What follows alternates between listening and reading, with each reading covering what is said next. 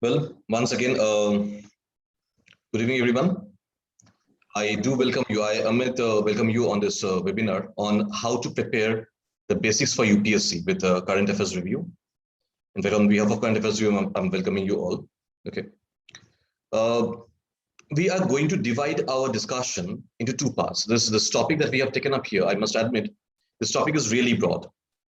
So given the ease of understanding and given the ease of discussion, I would like to divide the topic into two parts. First, I'm going to talk about how a beginner should approach the beginner's point of view, someone who's just starting the preparation process, someone who has no idea about what civil services is or how to not exactly what civil services is, rather how to start with the process, right? So I'll be starting from their perspective first, and then gradually I'll be moving on towards the perspective of those students or those aspirants who have already started their preparation process. They have appeared once or twice, but still they somehow they find themselves to be clueless about how to move forward, right? So these are the two dimensions from which I'm going to approach the discussion.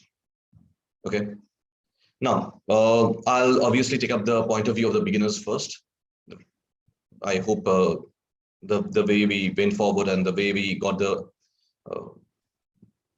responses, I think we have the beginners more here in this group. So I will be approaching from the beginners point of view first, and then secondly I'll be going for those aspirants who have already prepared, or at least they have been preparing for some time now, right?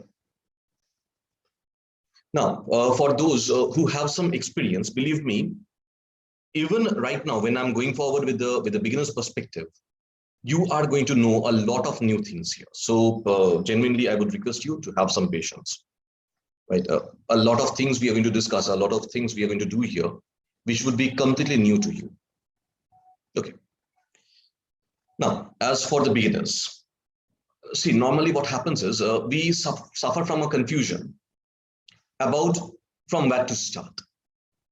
Whether to prepare for prelims first or to prepare for mains first or to go for an integrated approach, what to do, how to do it. Now, in India, we do not have any dearth of Gyani Babas, right? There are so many Gyani people in India among us. Even those people who do not know much about civil services or do not know much about the preparation process of the civil services, even they try to give us suggestions at times. Even our parents, they also get into the foray. They try to give us some advices. Problem is, this is not an examination where someone who genuinely do not know about the process should be giving any advice. Why? UPSC is extremely professional in its approach. In the topic only, I specified that today I'm going to approach UPSC, or the process of civil services as is carried forward by UPSC. Genuinely speaking, every aspect, every dimension of this examination is professionally understood and then conceived and then planned.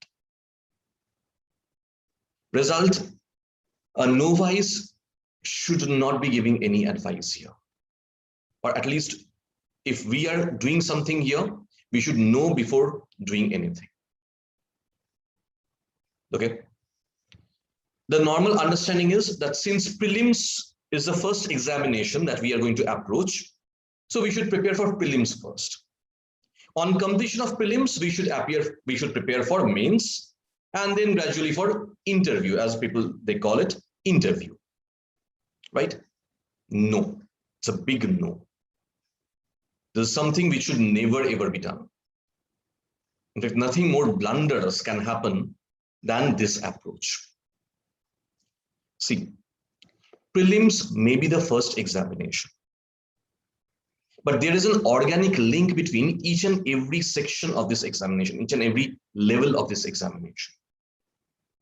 And that's exactly what we are going to elaborate here in this webinar. This examination, again, I must repeat myself here, it is completely job oriented. And this is perhaps one of the most professionally structured examination possible. Here, the purpose of UPSC is never to unnecessarily disturb or bother an aspirant. No, they would never ever do that. Looking at the previous papers, we may feel that God knows from where they are asking questions, how these questions are framed. We are getting no clue about it. That is because our approach has been wrong. That is because we have not understood UPSC, or we have not understood the philosophy behind this examination. Right? Rather, if I look at UPSC, they always try to help us to streamline our effort. As I said, we do not understand this logic, and that's where we go hayward. But that's obviously our fault. That's not UPSC's fault. Please try and understand, through this examination, UPSC selects the future policymakers of the country. This examination is not about recruitment of in any clerical grade or in any subordinate ranks or in subordinate posts. Right? I'm looking at the policymakers, the future policymakers of the country, who through the process gradually, before job, they'll be provided some training, even on-job training would go on. And through the process, the future policymakers of the country, they would be groomed, they would be nurtured, and they would be prepared. What does a policymaker need? A policymaker needs to understand the situation in and around him or her. And based on the understanding, they need to make a decision. Here, they don't require to deal with data as such, right? At least they don't work as data entry operators. Please try and understand that. Clear? Result? Look at the questions. Whether in prelims or in mains, doesn't matter. Look at the previous year's questions, last 10 years, 15 years, go through them, and you'll see they're mostly conceptual in nature. They require a candidate to understand the things, and based on the understanding, draw a conclusion. Why? Because as a policymaker, you are required to use your mind, use your brain. That's what you're supposed to do. You're supposed to understand something, the conceptual understanding and the reality, and then based on that, you need to draw a conclusion, you need to make a decision. So while preparing, we need to keep in mind, we need to keep these things in mind, that our preparation process will be more concept driven than being focused on data. Data is not what we require much. We do not need to mark the data here. Right? Normally what happens when we go through something, we start marking the data, because that's what we have been doing during our college days and our university days. We have been mugging things. That's not the approach of UPSC. By mugging things, you can do a lot of other things. You can qualify UPSC. Here you have to use your brain. Our academic process that has not allowed us to use our brains.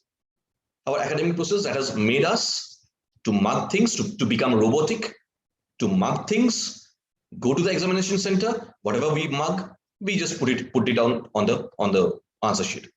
That's not how the UPSC's approach is. Right? So what we are going to do here, we need to understand the things conceptually, and accordingly, we need to write the answers, right? Secondly. Sir, I have a question. Ma'am, may I complete the process first? I'll obviously be taking your questions. Yes, sir. Yes, sir. Thank you, sir. Okay. Now, we need to understand the relationship between mains and prelims here. Okay. Before I go forward, I must ask this to all of you. If you have any question, just note it down somewhere. Okay. I promise you, I'll be answering as many questions as possible, as humanly possible. Right? I would generally try to answer all of your questions, but right now, please note them down somewhere. Okay. Fine. Let's go forward. So here, one more thing I would ask you. We need to understand before deciding whether to prepare for prelims first or to prepare for mains first or to go for an integrated approach. Let's try and understand the relationship between all these levels. The relationship between mains, prelims, personality test, all of these. Yes, it's personality test, it's not interview. Okay, we normally call it interview, but there is a very big difference between interview and personality test. Let's try and understand the relationship here among all these three levels. Okay, see, it is through mains that the final selection process starts. Based on the marks one scores in mains, they are called for the personality test, right?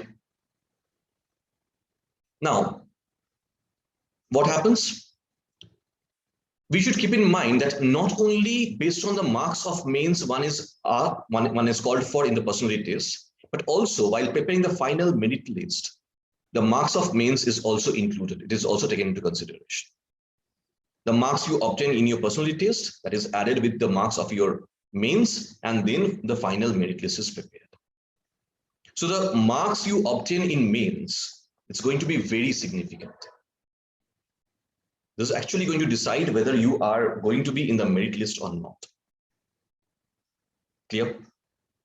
Result, UPSC also gives considerable focus on mains. In fact, if we look carefully into the previous questions, the questions of prelims especially, you'll realize that prelims is merely a test of sincerity and nothing more.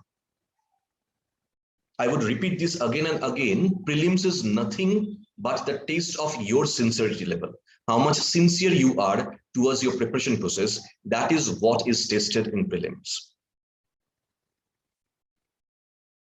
Right?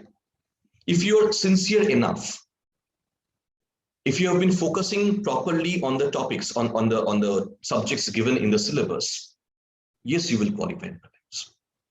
And then again, which topics? Which subjects mentioned in the syllabus? Primarily those which are common between both prelims and mains. I'm not looking at those subjects which are exclusively for prelims. No. I told you now that UPSC somehow they are focusing more on mains. They try to understand how much sincere you are, how much focus you are towards your mains preparation. That's visible even in the prelims examination.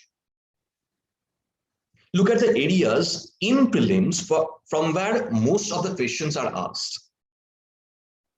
We know GS prelims paper 2, CSAT paper as we call it, that's practically a qualifying paper, right?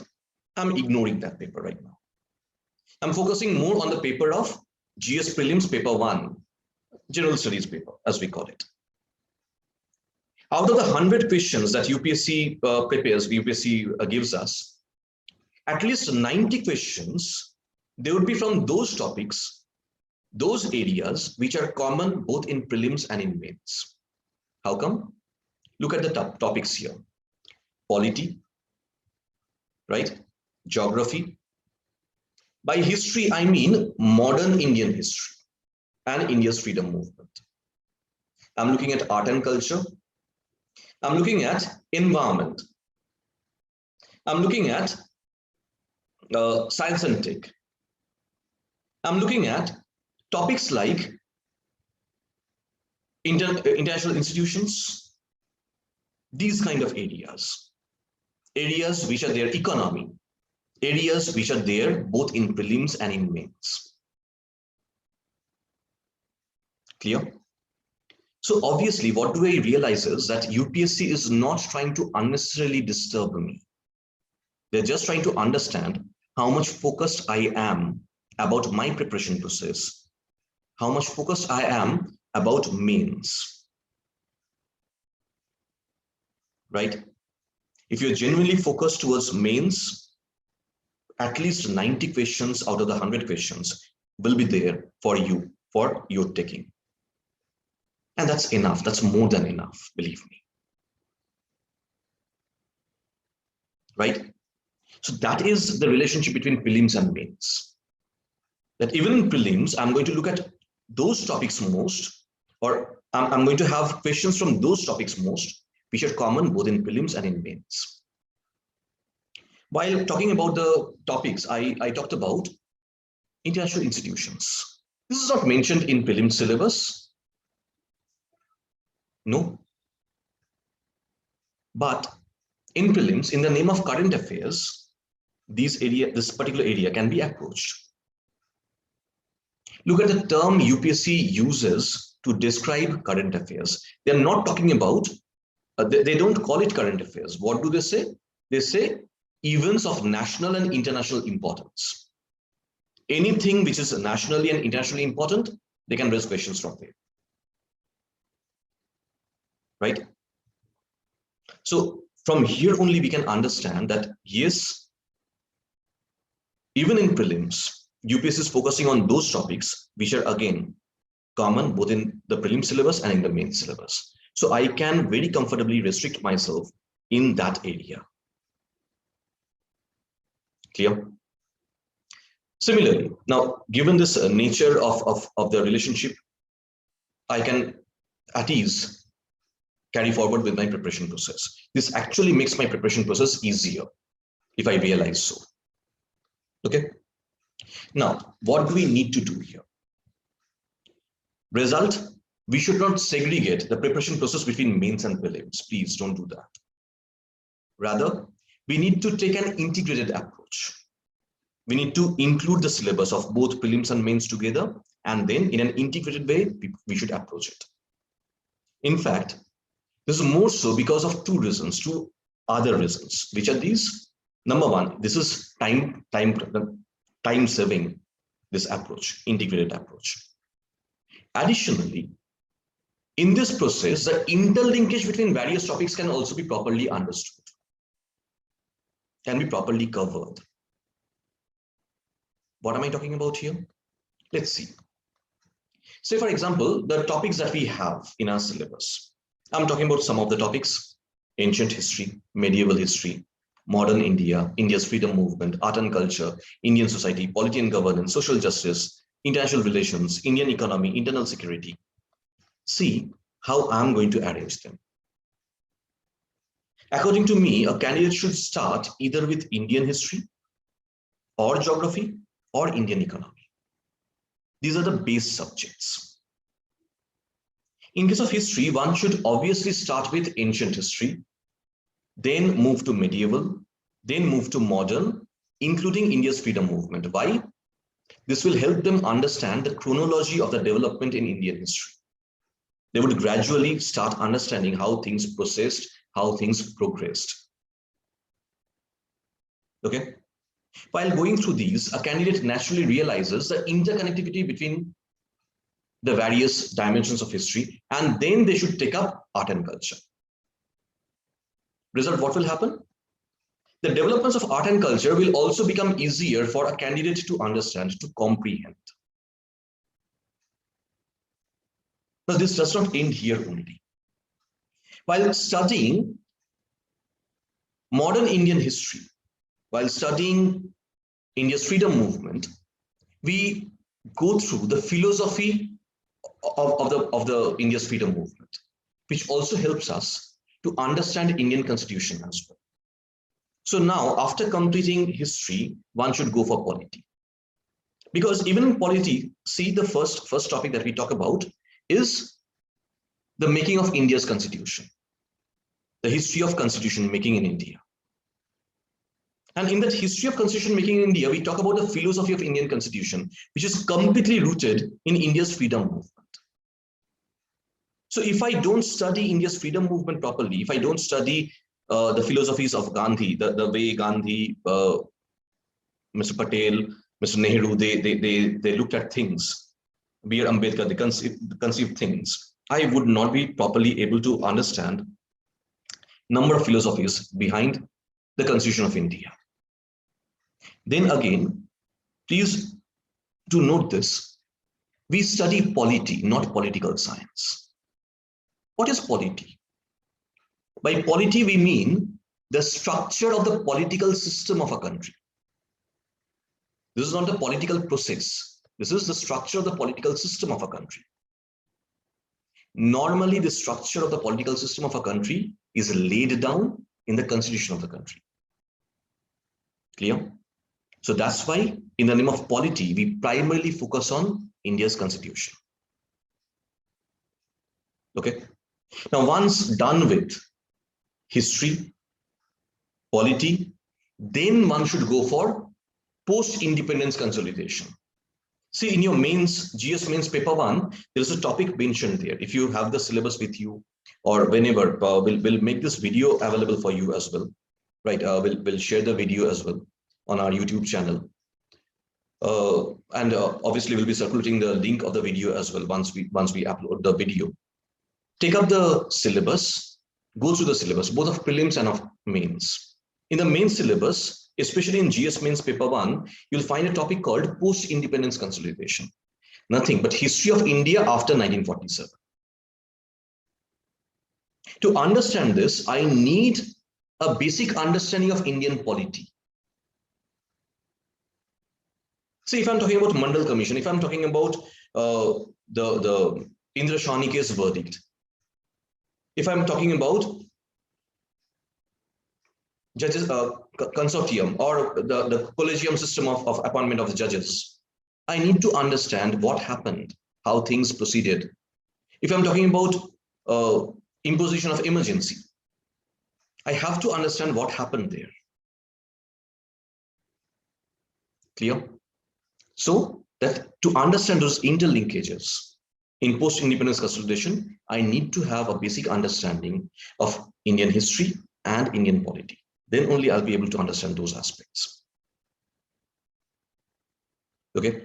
It is not only there in the linkage between history, art and culture, polity, post-independence consolidation. No, it's everywhere. Say, for example, I can easily find the linkage between geography and environment. Similarly, the linkage between world history, international relations, internal security. Or I can also talk about Indian society, polity and governance, or polity with governance and social justice. There also I can find the linkage. Yes, all these topics, they are somehow internally linked. See, in our college days, in our university days, we have been approaching the topics monodimensionally, from one dimension. That's not how things happen in the real life. In real life, if anything is happening, there will be a number of dimensions to look at that development. You have grown up enough. That's why you're aspiring for civil services. That's why you want to join the civil services. This is a field of grown-up people. Please try and understand, where you have to comprehend the reality from all the dimensions. You have to understand the reality from every possible dimension that is there. Result, we have to approach the syllabus in an integrated way, where we have to interlink between these subjects.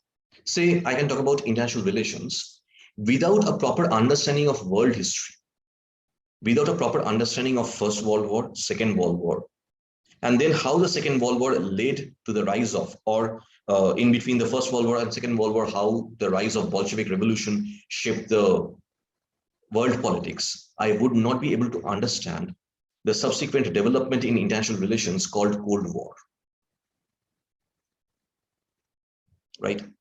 So to understand these linkages, I have to approach in an integrated way. Clear? Now, that's about how to approach the syllabus. But what about the material? From where to start? Where am I going to get the materials? Okay. My suggestion is, what I would suggest is that go for the NCERTs first. Say I'm taking up geography. In case of geography, I would always suggest go for the NCERTs from class 6 to class 10 first. Then go for the NCERTs of class 11 and class 12. Then if you want to go for this G.C. Leong or Savinder Singh, that's up to you. But start from the basics. Start from the NCERT first. Only on the completion of NCERT, go for the time-tested sources, time-tested material. Please, time-tested material. question is, from where can I get the basic materials? Well, let me show you. We at Current Affairs Review, we came up with a section called this basic general studies materials, right? I'm sharing the link here in the chat for you people. You can easily get the link from here, from the chat section. Okay. Here for the ease of you, we have prepared and presented all of these materials. Whether you talk about general science, Indian society, internal security, international relations, economy, polity, geography, art and culture, environment. Go to any of these. Say I'm going for geography. I was talking about geography, right? So let's go to geography. Let's see how things are prepared there, how things have been presented there for me. Okay, I do see that the NCERTs of class 6 to class 10, they are already provided here. And then we have the NCERTs of class 11 and class 12, the 4 NCERTs of class 11 and class 12, right? Similarly, I can also go for, say I'm going for economy, right? Not everything in the name of economy is in NCERTs is important for me. No. See how we have prepared it. First, go for these topics of macroeconomy, national income, money and banking, government budget, open economy, and then go for the development of Indian economy. So exactly what you require has already been prepared there for you and has been presented for you. You can at ease use this. Okay. Fine. So that's about the basic materials. At least those basic materials which are time tested, we have provided them for you. You can at ease use them, and they are freely available for you. Okay. Simultaneously, though they are freely available for you, they may ask you to register for free. Okay. That I think is insignificant here. Now, as for current affairs, we know that current affairs is also a section which is very important. My suggestion is follow any one of the trusted newspapers, whether the Hindu, the Indian Express, or the Statesman, doesn't matter. Any one of the trusted newspapers. In fact, for your ease, we in Current Affairs Review, we have prepared a section called News Today. If you can't follow the newspapers, fine, doesn't matter. Go for this section. The section of News Today. You'll get the materials here itself. Okay, the important news of every day, other than Sundays, except Sundays, every day we keep on updating the important news here. Okay, and they should be sufficient enough for you. Okay, so that's about your source for basic material, basic GS material, and your source for News Today as well, the news as well, right? It is typically this mechanism that we are going to follow even in our upcoming initiative. Now, I would like to talk about an upcoming initiative which we are coming up with. You can see the advertisement here itself. That advertisement that's going on for Cognitate. We are launching an initiative called Cognitate, right? The initiative will be launched on 4th of August 2021. This is a dedicated platform for civil services preparation. Okay. We are launching the first batch for the first foundation batch, prelims and mains combined, on 27th of October. From 27th of October, we will be starting with the batch. The details will be available to you from 4th of August once the website is launched, once the platform is launched. Right now, we'll be coming up with the website only. Gradually, after 3 months, we'll also be coming up with the app for this particular initiative. Okay, now Cognitate is going to be a platform not only for UPSC preparation, but also for state PCSs. Okay, but again, a dedicated platform only for civil services preparation. Clear? Enough.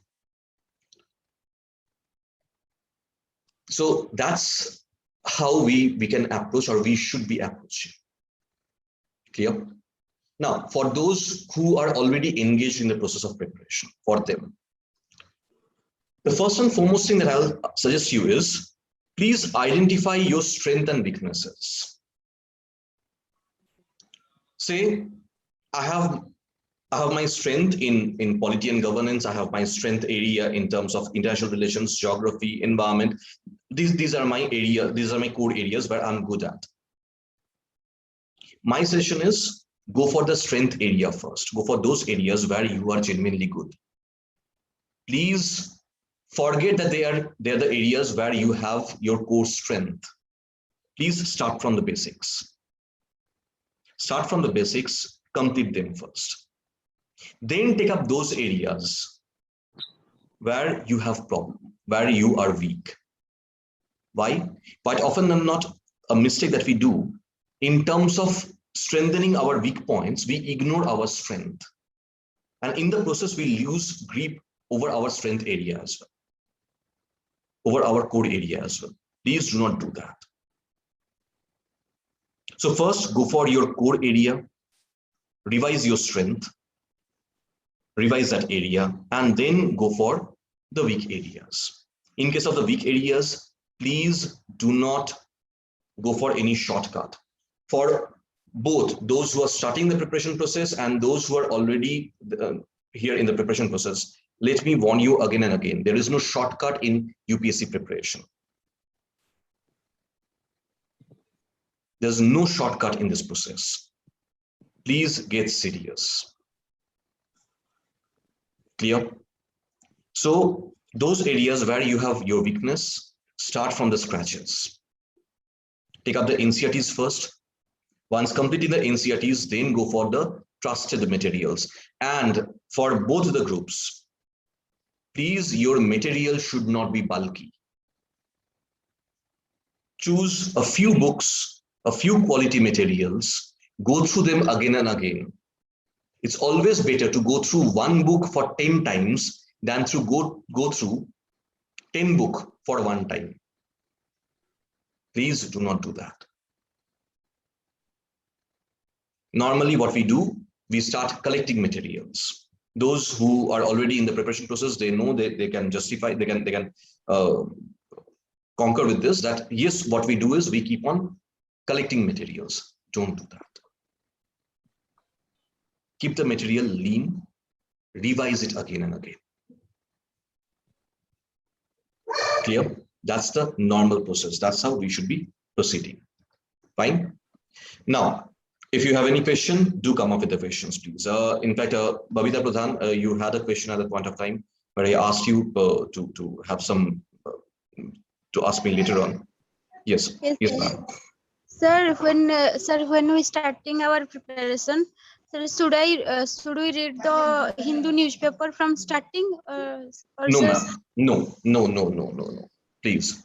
In the newspaper, at least 95 to 98% of the material is junk for you. You don't need them.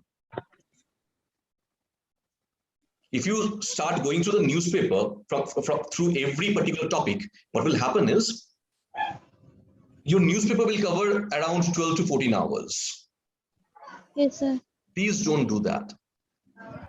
You cannot afford to give the newspaper more than 1 hour. Let me say something here. Let me mention this here. I think Mr. Datta, Mr. Piyadip Datta, your mic is on.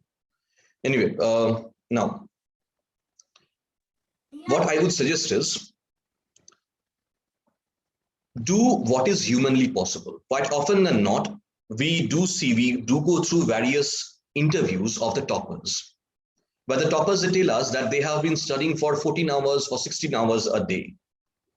This 14 hours or 16 hours of study is possible for 1 month or for 45 days, not for a year. Right? Without realizing, we start consuming these things which are said in the interviews of the toppers. If you study for 365 days for 16 hours a day, you'll end up in NIMHANS, National Institute of Mental Health and Sciences, Bangalore. You won't go to Lavasana. You'll have a breakdown. You can't continue at that pace, at that peak throughout a year. Then what is possible? You ensure 8 hours a day. good enough. 8 to 10 hours a day. If you are not doing anything else, good enough. If you're working, you cannot afford 10 hours a day. You can max to max come out with 7 hours a day. After doing everything, max to max 7 hours a day. Even that's good enough.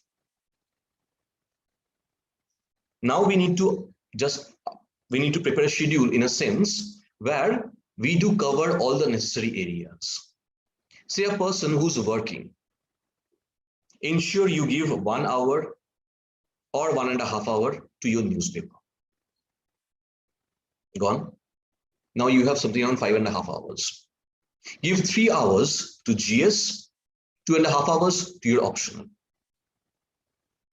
For those who are staying back in their home, I will suggest give schedule in such a way where you can contribute 9 hours a day. Okay. Use 1 hour here, 1 hour for current affairs, 1 or 1.5 hours for current affairs. You have still 8 hours left for you. Out of those 8 hours, use 2 hours for your optional, and remaining 6 hours, divide it for 2 particular subjects of GS, not 1 subject of GS. Because if you just study 1 subject of GS for 6 hours or for 5 hours, what will happen is after a point of time, a monotony will set in. You won't like to study that subject anymore. Clear? So under any circumstances for the newspaper, I cannot dedicate more than 1 or 1.5 hours. That's why see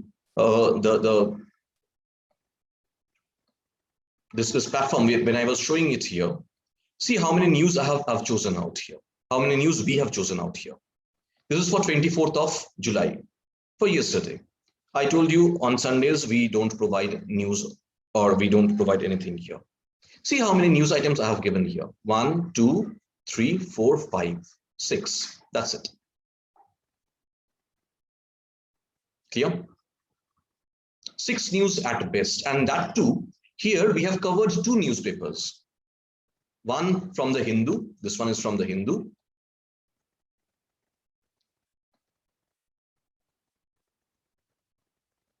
Just look at it.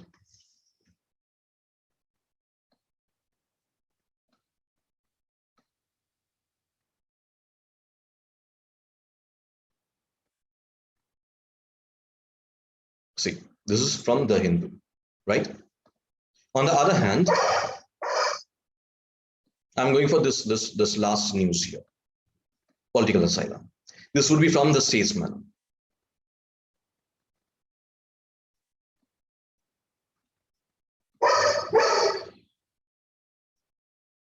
So out of 2 newspapers, I'm getting just 6 news items here.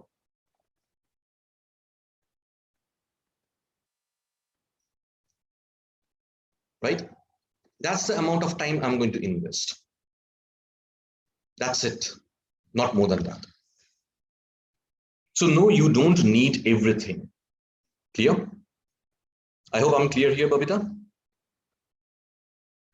Yes, sir. But sir, I have some personal problem. Sir, I belong to a Odia medium background. So, sir, when I start the Hindu newspaper, I cannot understand. Ma'am, in the initial days, you would be having problem. You tell me, do you want to appear in English medium or in Hindi medium? Obviously, Oriya as a medium, I don't think you'll be able to appear in. So you're thinking about English medium, obviously. Right? Yes, yes.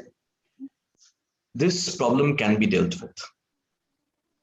We are going forward with a process of writing skill development on Telegram, on the Telegram app. Right, just get in contact with the number I'm sharing here. If you can write down the number this is for everyone, 987 444 3433. 987 444 3433. Okay, this is our contact number. You can easily contact on that number, and the Telegram link will be shared with you. We are running forward with a mechanism of writing skill development, where we are also trying to gradually help everyone to develop the skills in terms of English language. English is not mother tongue to any of us. We all have issues with English. I had issues with English. So what? Right? We can gradually develop the language. We can gradually develop our hold over the language, and it's possible. What is required is your patience and your effort, your sincerity. If you can ensure that, yes, it's possible to handle these two. Clear? So I have a question. Sure, ma'am.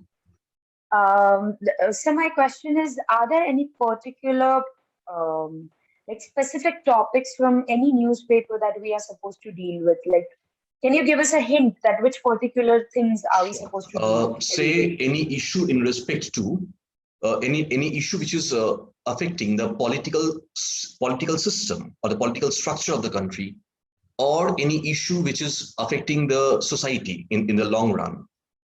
Any judgment of the Supreme Court which has its significance in terms of our understanding of the polity, our understanding of the political structure of the country. Say, for example, recently the Supreme Court gave an observation in respect to Section 124 of IPC, the sedition law. That is significant. Why it is significant? I'm looking at India. What is India?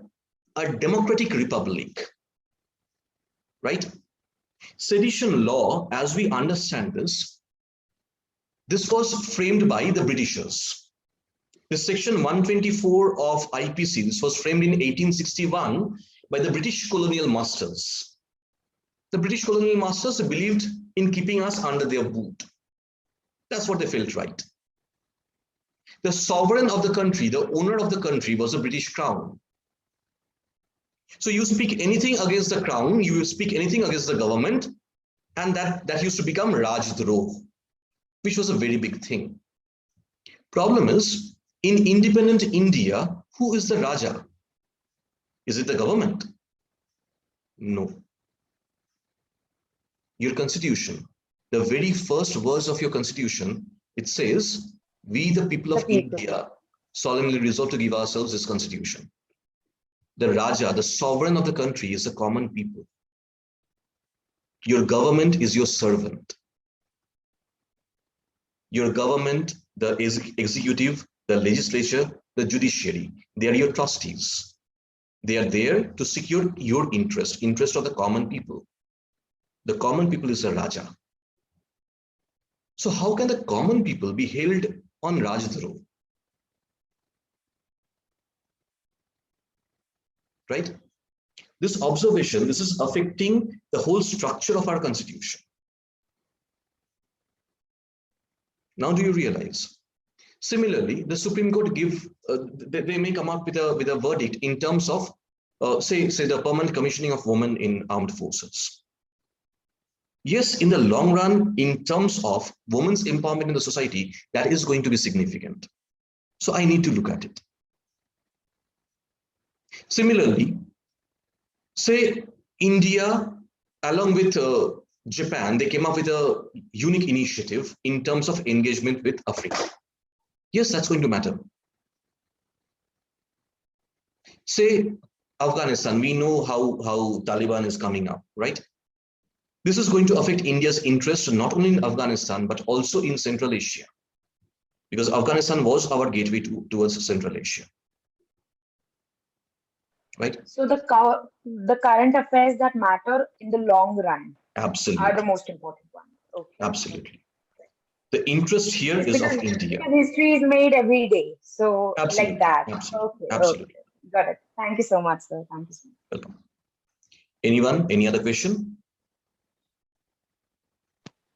Sir, I have one question. Ma'am, your voice, if you could raise the voice a little bit. Sir, I have one question. Sure. Sir, how to make notes from NCERT? Ma'am, don't try to make notes from NCERT. No, you don't need. Sir, go through it. While going through it, well, normally nowadays we all have these soft copies, right? But even in case of the PDFs that we download, we have the feature to highlight them, right? Use the highlighter. Make the PDF as dirty as possible, but don't prepare notes here. My suggestion is not to prepare notes here. Not to prepare notes from NCERT at least. Rather, look at what's happening in and around you and think of the probable questions from there. If you can prepare the structure of the answers of those probable questions, that will be more helpful for you than preparing notes from NCERT. No, go through the NCERT, go through it sincerely, leave it there. But I need you to go through the NCERTs. Sir, I have a question. Sure, Sandeep. What is the process of revise? How to develop our knowledge about English or any other languages, just politics or current affairs? What is the revise process? First, we are not here to develop our knowledge about English as a language. The working language of English is good enough for us. Okay. If I'm able to make myself easily understandable to you, that's enough for me. English is just a medium of communication here. So I don't need proficiency in English. I'm not going to be a Shakespeare. That's not my job. About the other topics, right? Say the news we are sharing every day on the platform. Go through them and if possible, write a précis of them. Right? Those among you who are already there in that Telegram group with us, you know that every day we suggest you to write a précis. We share a topic and there we ask you to write a précis, right? That précis is not only helping you to improve your English as a language, is also helping you to conceptualize that topic. You're also preparing the topic if you realize. That's good enough. Thank you, sir. Thank you, sir. Right? But it doesn't stop there. After preparing the topic, please link it with your syllabus. How that matters in your syllabus. Clear? Okay. I think I have a question in the chat section. Okay, it's from Anthony. We must have an integrated approach, so we can start the option. See, well, we were talking about GS here, but fine. For the optional, again, every optional, they have their own starting areas. Those among you who know me, you know that I'm a faculty of sociology. For sociology, it has its own starting area. But then in the class, every faculty or every topic, every subject as such, it requires its own approach. So in sociology, what we do, normally I start with the first topic, the rise of sociology, rise and development of sociology, emergence of sociology. Then I also go for the second topic mentioned in the syllabus. But then from there, then I jump into the fourth topic, thinkers. So every subject of optional, they have their own approach, right? And that's where I say that every day you need to segregate some time, 2 hours or 2.5 hours for your optional. But how to start the optional, that would be completely in respect to the demand of the optional subject. Here, I can talk about GS, but for the optionals, all the optionals, they have their own respective approach. Okay. Now, let's see.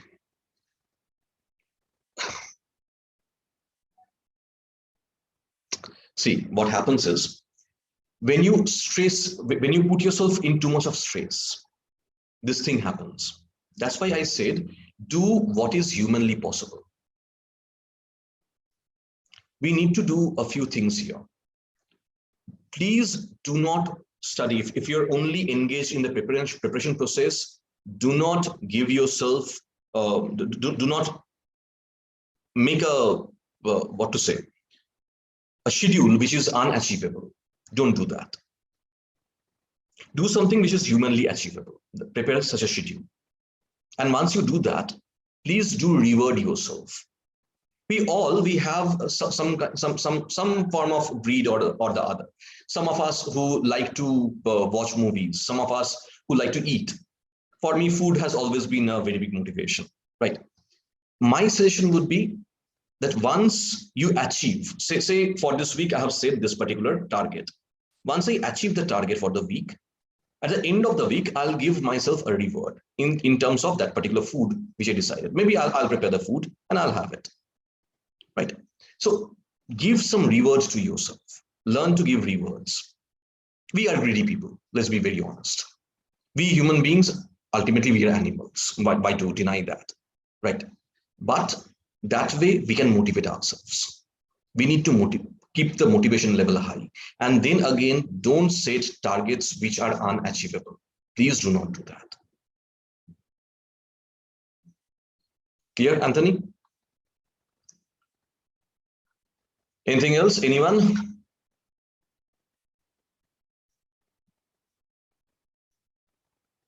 No one?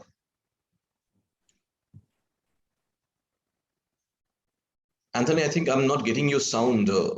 You tried to say something, but I didn't get the sound. Yes, sir. Thank you. Okay. Thank you. Now, for Sir, everyone. one thing, sir, about the initiative which you are you are doing in the current affairs page in the channel in the Telegram. So it is Yep. very good, sir, and it is very much helpful. Thank you. Thank you. Really, thank you. Hope this session has also been useful to you people. We would try to upload this video by tomorrow itself, right? Thank you guys. Thank you for your time and attention. Thank you all. Thank you.